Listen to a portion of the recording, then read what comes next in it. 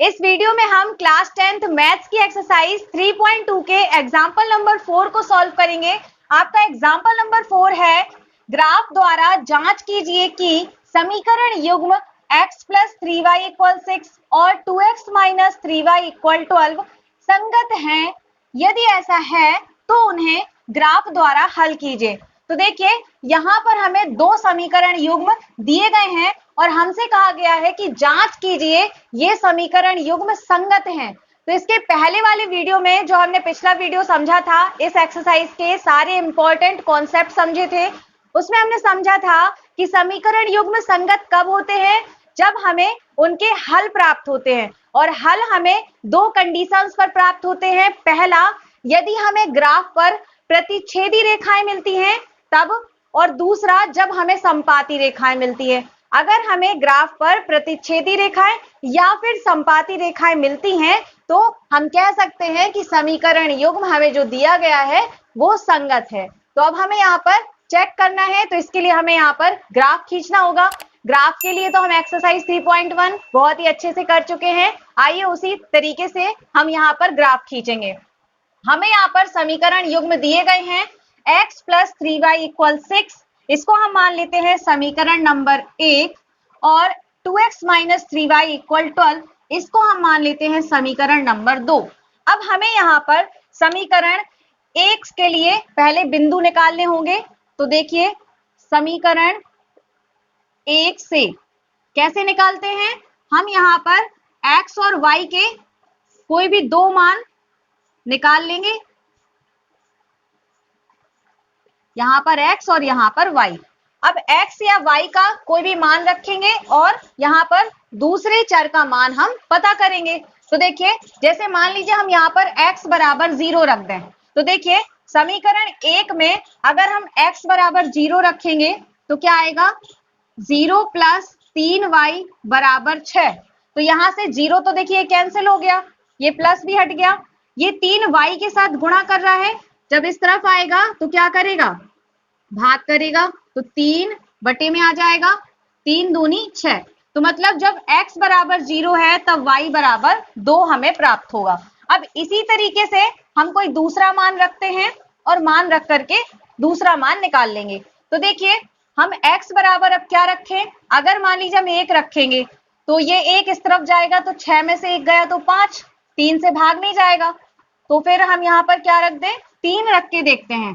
3 रखेंगे तो देखिए x बराबर 3 रखेंगे तो 3 प्लस 3y बराबर 6, ये 3 जब इस तरफ आएगा तो ये 3y बराबर 6 माइनस का 3 हो जाएगा।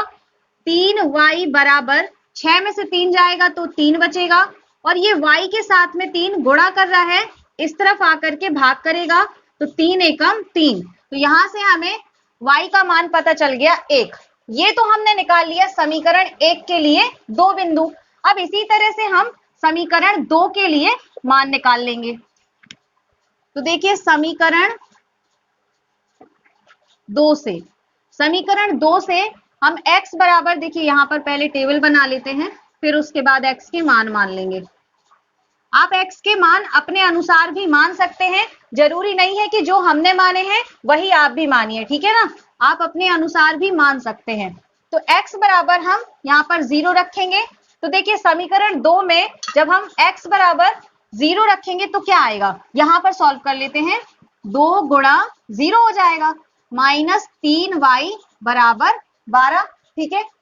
अब यहाँ पर 2 का गुणा 0 में किया तो 0 माइनस 3y बराबर 12, ये तो 0 हट गया, ये माइनस का जो 3 है ये y के साथ गुणा कर रहा है, तो जब बराबर के इस तरफ आएगा तो ये y के साथ क्या करेगा, यहाँ पर इस तरफ आकर के भाग करने लगेगा।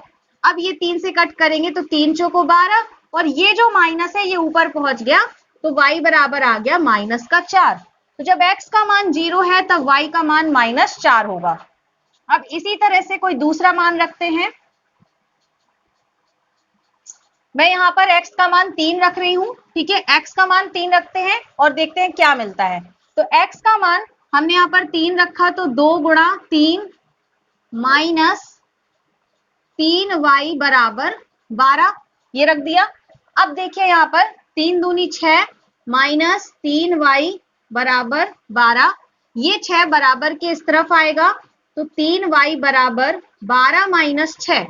अब ये माइनस का 3y बराबर 12 में से 6 जाएंगी तो 6 बचेगा। अब ये माइनस का 3 गुणा कर रहा है, इस तरफ आकर भाग करेगा, 3 दूनी 6 और ये माइनस जाएगा ऊपर तो y बराबर आ गया माइनस का 2। ठीक है, तो यहां से हमें मान मिल गए। हमने दोनों समीकरणों के लिए बिंदु प्राप्त कर लिए हैं। अब हम इनको ग्राफ पर खींचेंगे। तो देखिए, ये वाली हमारी x एक्सिस होती है और ये ग्राफ में हमें y एक्सिस मिलती है। ठीक है, अब देखिए x बराबर 0 तब y बराबर 2, तो x एक्सिस ये है, इसमें 0 ये मिला, तो x एक्सिस से 0 और y बराबर 2 ये पॉइंट हमें मिला, इसका नाम होगा 0, 2। अब अगला देखते हैं, x बराबर 3 तब y बराबर 1, तो x एक्सिस पे 3 और y ये है 1, तो ये दोनों आपस में कहा लगभग इस पॉइंट पे मिल जाएंगे, तो ये पॉइंट हमें मिल गया 3, 1। ठीक है, अब इसी तरह से दूसरे समीकरण के लिए देखते हैं, x बराबर 0 तब y बराबर -4, x बराबर 0 और y बराबर -4, तो ये है y एक्सिस में नीचे माइनस में, तो y बराबर -4 मतलब ये पॉइंट हमें मिल गया x बराबर 0, y बराबर -4। अगला है x बराबर 3, y बराबर -2, तो x बराबर 3 ये है और y बराबर -2 ये है। ये दोनों पॉइंट लगभग यहाँ कहीं पर हमें मिल जाएंगे, x बराबर 3 और y बराबर -2। अब इन पॉइंट्स को हम आपस में जोड़ देंगे और जोड़ने पर देखते हैं हमें किस तरह की रेखाएं मिलती हैं। तो यहाँ पर मैंने रेखाएं आपस में जोड़ दी हैं। देखिए, ये हमें इस तरह से यहाँ पर रेखाएं मिली हैं, ये इस बिंदु पर प्रतिच्छेद कर रही हैं, यानी हमें प्रतिच्छेदी रेखाएं मिली हैं। तो हमने कहा था अगर प्रतिच्छेदी रेखाएं मिले या फिर संपाती रेखाएं मिले तो फिर समीकरण युग्म संगत होंगे। तो हमें यहाँ पर प्रतिच्छेदी रेखाएं मिल रही हैं, इसीलिए दिए गए समीकरण निकाय क्या हो गए, संगत निकाय हो जाएंगे। ठीक है, तो यहाँ पर देखिए इसका हल क्या होगा, हल भी हमसे कहा गया है कि ग्राफ द्वारा हल कीजिए।